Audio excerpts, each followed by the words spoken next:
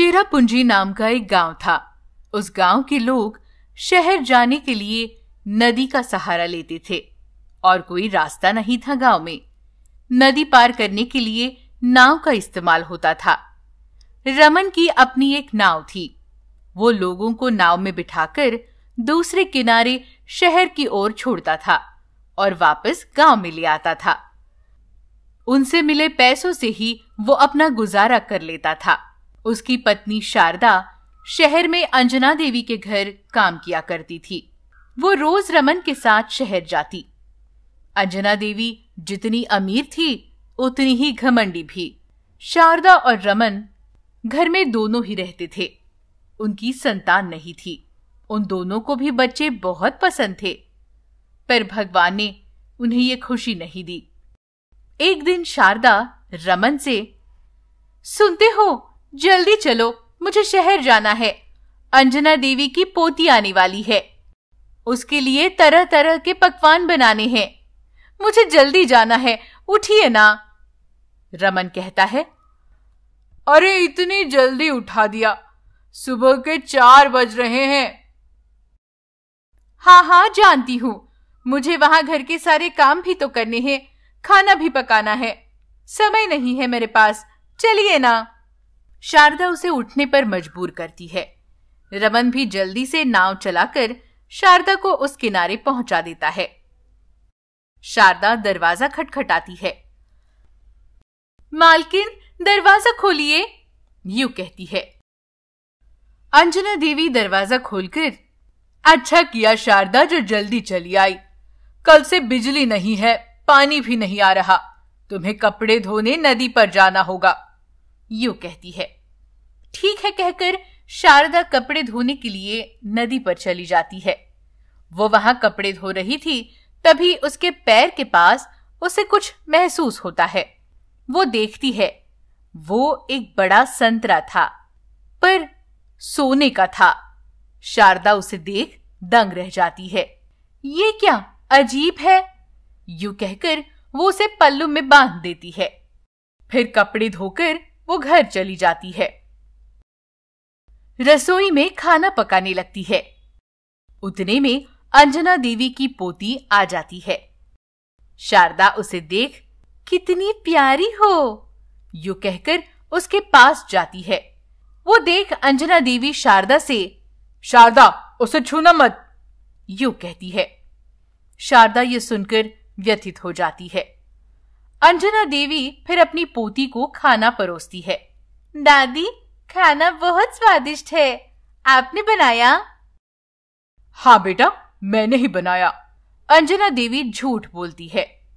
कुछ देर बाद शारदा, मालकिन काम पूरा हो गया, मैं जा रही हूँ, यूं कहकर वहां से चली जाती है। वो नदी किनारे जाकर पति के लिए इंतजार करने लगती है। उतने में रमन की नाव आ जाती है। वो शारदा को लेकर चला जाता है। घर जाने के बाद शारदा परेशान सी थी। ये बात रमन पहचान लेता है। क्या हुआ, क्या सोच रही हो? सुनिए, क्या हम जैसे गरीबों को अमीर लोगों के बच्चों को छूना नहीं चाहिए? दरअसल बात क्या है शारदा? रमन पूछता है। तब शारदा पति को सारी बातें बताती है। मेरे हाथों का बनाया खाना बच्ची खा सकती है, पर मैं उसे छू नहीं सकती, यूं कहकर शारदा रोने लगती है। रमन उसे समझाता है। उतने में उसका ध्यान शारदा के पल्लू पर जाता है। ये क्या है इसमें? पता नहीं, नदी पर कपड़े धो रही थी, तब ये मिला, यूं कहकर वो पति को देती है। रमन उसे देख, अरे ये तो सोने का है, यूं कहकर दंग रह जाता है। शारदा खुशी से, ओह, तो इसे बेचकर हमें पैसे मिलेंगे ना, तब हमारे सारे कष्ट मिट जाएंगे। हाँ बिल्कुल, रमन कहता है, और वो सोने का संतरा बेच देता है। उन्हें अच्छे पैसे मिलते हैं। वो एक बड़ा घर बना लेते हैं। पर वो सोने का संतरा कहां से आया, ये बात वो दोनों भी नहीं सोचते। अगले दिन सुबह शारदा हमेशा की तरह काम पर जाती है, पर अंजना देवी घर पर नहीं थी। शारदा वापस घर लौट जाती है।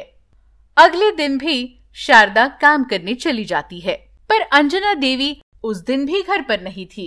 यूं एक हफ्ता शारदा चक्कर लगाती है। कहाँ गई होगी अंजना देवी, शारदा के समझ में नहीं आता। एक हफ्ते बाद शारदा वापस काम करने चली जाती है। अंजना देवी काफी परेशान थी। उसकी पोती भी रो रही थी। क्या हुआ मालकिन, एक हफ्ता हुआ आप नहीं थी घर पर, क्या बात है, आप परेशान क्यों हैं? शारदा पूछती है। तब अंजना देवी रोते हुए बताती है, मेरे बेटे और बहू की एक हादसे में मौत हो गई है। इतनी छोटी उम्र में इस बच्ची ने अपने माँ बाप को खो दिया। मेरे मरने के बाद इसका ख्याल कौन रखेगा, खुद समझ नहीं आ रहा। शारदा रोते हुए कहती है, मालकिन आप बुरा न माने तो एक बात कहूं, मेरी अपनी कोई संतान नहीं है। आप इसे मुझे दे देंगी तो मैं पलकों पर बिठाकर संभालूंगी इसे। माना कि हम गरीब हैं, पर दिल के अमीर है मालकिन। ये बातें सुनकर अंजना देवी, ओह, तो इसकी जायदाद पर नजर है तेरी, यूं कहती है। क्या करेंगे उस जायदाद का? आपका बेटा क्या उसे साथ ले गया? बताइए। पैसे के लालच में मैं आपसे यूं भीख नहीं मांगती। आपके जाने के बाद आपकी संपत्ति पर कब्जा कर लेती, नहीं कर सकती हूं। अंजना देवी ये बातें सुनकर सोचने लगती है। ठीक है शारदा, देखेंगे, यूं कहती है। तब से शारदा उस बच्ची पर प्यार जताने लगती है। अंजना देवी ये देख मन ही मन, मेरी पोती शारदा के पास ही खुश रहेगी। कोई अच्छा मुहूर्त देख इसे गोद लेने को कहूंगी शारदा से, यूं सोचती है। दिन बीत रहे थे। एक दिन वो बच्ची कहती है, शारदा माँ, मुझे नदी में सैर करनी है नाव में बैठकर, क्या तुम ले चलोगी? ओह, क्यों नहीं, मेरे पति ही नाव चलाते हैं, चलो अभी चलते हैं। यूं कहकर शारदा उसे नदी के पास ले जाती है। रमन उन दोनों को नाव में बिठाता है। तब वो बच्ची, बहुत दूर तक जाएंगे, यूं कहती है। रमन भी ठीक है कहकर नाव चलाते हुए दूर तक ले जाता है। तभी उन्हें एक बड़ा सा पेड़ दिखाई देता है। उस पेड़ पर सोने के संतरे लगे थे। वो तीनों भी अचरज से देखते हैं। तब उस पेड़ से आवाज आती है, शारदा, क्या हुआ? मैंने मदद की थी ना तुम्हारी, वो सोने का संतरा लेकर तुमने नया घर भी बना लिया, मुझे नहीं पहचाना? शारदा अचरज से, इसका मतलब उस दिन सोने का संतरा तुम्ही ने दिया था? तब वो मायावी पेड़, हाँ, मैंने ही दिया था।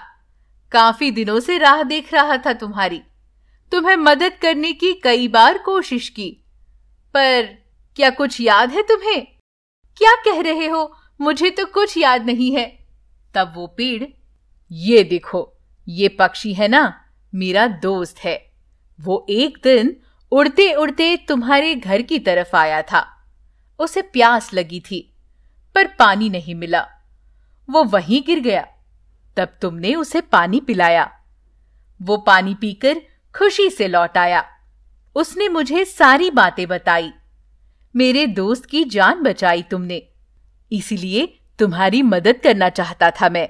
शारदा खुश होकर, अगर तुम मेरी मदद करना चाहते हो तो मुझे एक संतान दे दो, यूं कहती है। मायावी पेड़ उसे एक फल देता है। ये लो, ये फल खा लो, तुम जरूर मां बनोगी। ये सुनकर रमन और शारदा खुश हो जाते हैं। मायावी पेड़ कहता है, तुम्हें किसी भी चीज की जरूरत हो तो तुम यहां आ सकते हो, मैं तुम्हारी जरूर मदद करूंगा। ये सुनकर वो दोनों खुश हो जाते हैं, मायावी पेड़ को धन्यवाद देते हैं और वहां से लौट जाते हैं। शारदा बच्ची को अंजना देवी के पास छोड़ आती है। फिर रमन के साथ वो घर चली जाती है। मायावी पेड़ ने दिया हुआ फल वो खाती है। कुछ ही दिनों में शारदा गर्भवती बन जाती है। फिर वो अंजना देवी के घर काम करने नहीं जाती। शारदा का हाल पूछने एक दिन अंजना देवी ही अपनी पोती को लेकर उसके घर जाती है। शारदा, आते हुए रास्ते में तुम्हारे पति ने सारी बातें बताई। मायावी पेड़ ने तो तुम्हारी झोली भर दी, पर मेरी चिंता तो मेरी पोती के लिए है। मैं उसे तुम्हें गोद देना चाहती थी, पर अब तुम मेरी पोती को अपनी बेटी की तरह रखोगी, इस बात का भरोसा नहीं है मुझे। मालकिन, ये आप क्या कह रही है? मैं इसे भी अपनी बेटी की तरह ही प्यार करूंगी, मेरा विश्वास कीजिए, शारदा कहती है। अंजना देवी पोती को शारदा के पास ही छोड़कर घर चली जाती है। उस दिन से वो बच्ची भी शारदा और रमन को ही अपने माँ बाबा के रूप में स्वीकार करती है और उन्हीं के साथ खुशी से रहने लगती है। कुछ ही महीनों में शारदा एक प्यारे से बेटे को जन्म देती है। शारदा और रमन मायावी पेड़ को धन्यवाद देते हैं और वो चारों मिलकर खुशी से जीवन व्यतीत करते हैं।